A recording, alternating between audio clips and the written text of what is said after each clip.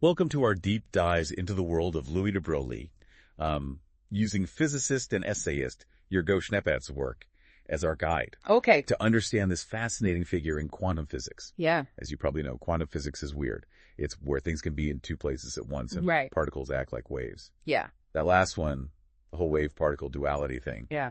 that's where de Broglie comes in. What's fascinating about de Broglie is that he didn't just discover some new particle or invent a new equation. Yeah. He fundamentally changed how we view matter at its most basic level. Okay, so let's set the scene. It's 1924.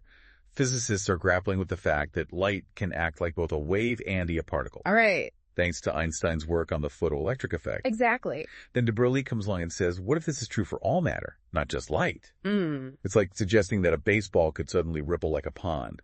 It's a radical idea. And a prize-winning one. De Broglie won the Nobel Prize in Physics just 5 years later in 1929. Wow.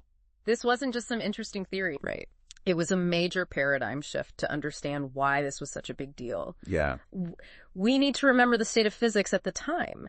Classical physics, the physics of everyday objects, had no room for this kind of duality. Yeah. It was all about neat, predictable particles with defined trajectories. So how did de Broglie even come up with this wild idea?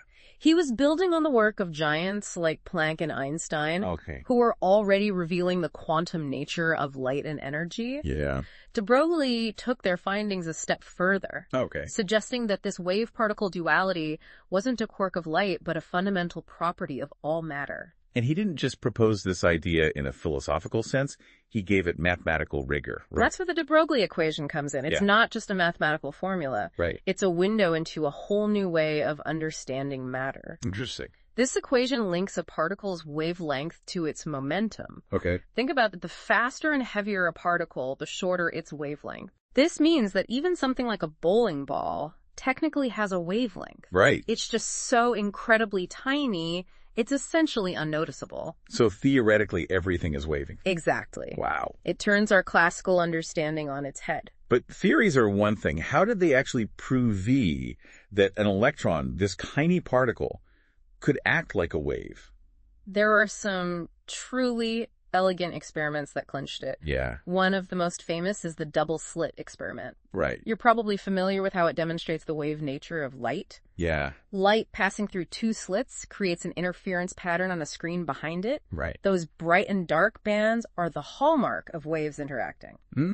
Well, when they fired electrons not light at those two slits, guess what happened? They got the same interference pattern, right? Exactly. I'm starting to see why this was such a revolutionary finding. It's one thing to theorize, it's another to see it play out in the lab. Right. It was undeniable proof that electrons, the very building blocks of matter, weren't just tiny billiard balls.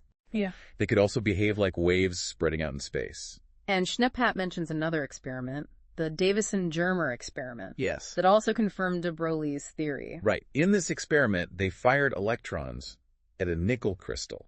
Okay. What they observed was diffraction. The electrons scattered off the crystal in a pattern that could only be explained if they were acting like waves bending around the atoms in the crystal. It was yet another confirmation that de Broglie was onto something truly profound. So thanks to these experiments, de Broglie went from being a radical thinker to a Nobel laureate in just a few years. It's amazing how quickly his ideas, once considered outrageous, Yeah. became accepted scientific fact, Yeah. and it's just the beginning of our deep dive. Oh, wow. De Broglie's wave-particle duality wasn't just a theoretical curiosity. Right. It was the foundation for some of the most important technologies we use today. That's what we'll explore in part 2. Yes. Welcome back to our deep dive into Louis de Broglie. We've seen how he revolutionized our understanding of matter with his concept of wave-particle duality. Yeah. But his influence goes far beyond that. It's mind-blowing to think that something as abstract as wave-particle duality can lead to real-world technologies. It's a testament to the power of fundamental research, how exploring the universe at its most basic level Right. can have a ripple effect across various fields. Let's talk about some of those real-world applications. Earlier, we briefly mentioned electron microscopes. Yes. Could you elaborate on how those work and how they connect to de Broglie's ideas? You see, with a traditional light microscope, there's a limit to how much detail you can see.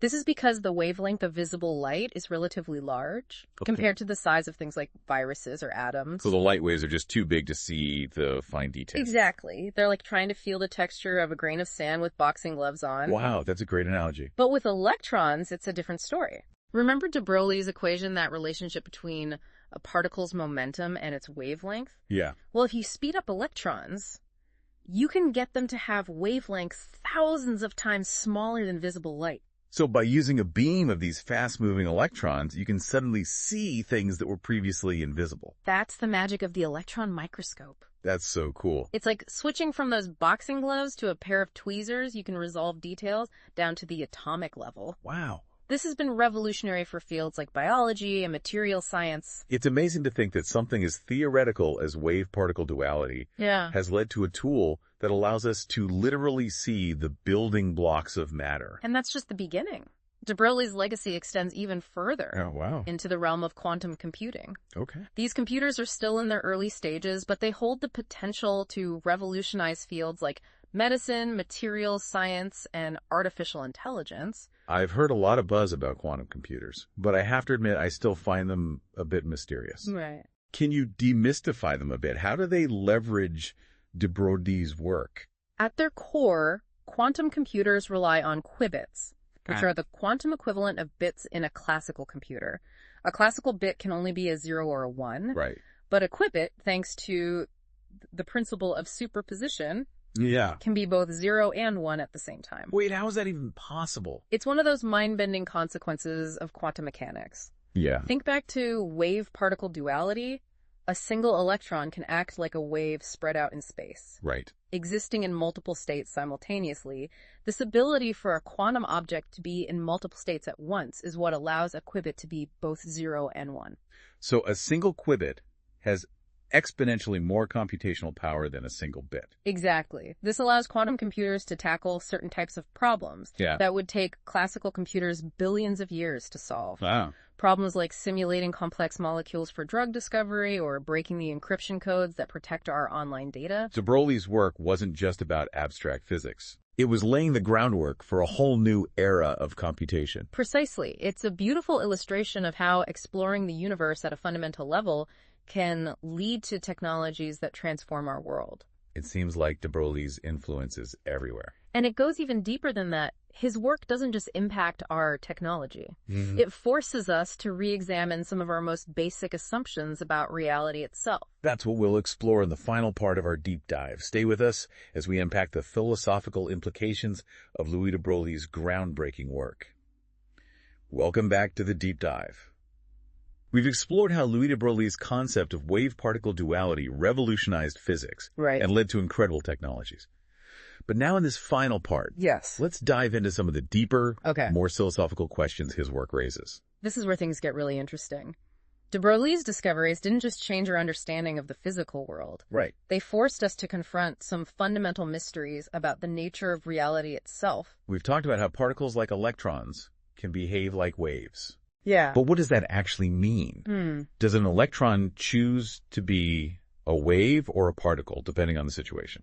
That's the million-dollar question, and one that physicists have been grappling with for decades. Right. One of the most mind-bending aspects of quantum mechanics is the idea that the act of observation somehow influences the state of a quantum object. So you're saying that before we measure an electron, it's not that it's secretly either a wave or a particle. Yeah. It's that it exists in this blurry state of being both. Exactly. It's called superposition. Okay.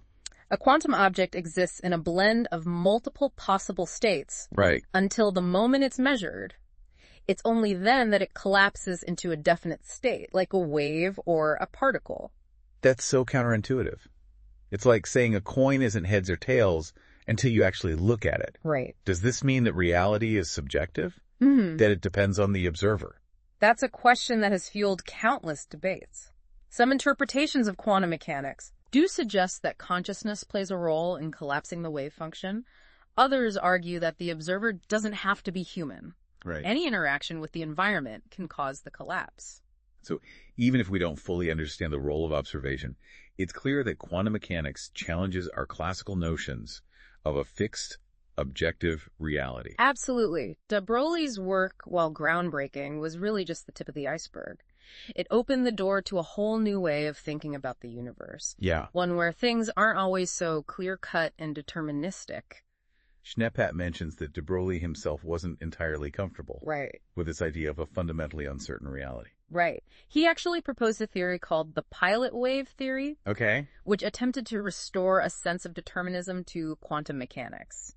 This theory suggested that there are hidden variables, Right. things we can't directly observe that guide the behavior of quantum objects. So instead of accepting this inherent randomness, de Broglie thought there might be a deeper level of order we just haven't uncovered yet. Exactly. Yeah. It's a fascinating idea, and while pilot wave theory hasn't gained mainstream acceptance, Right. it highlights the fact that there are still many unanswered questions about the nature of quantum reality.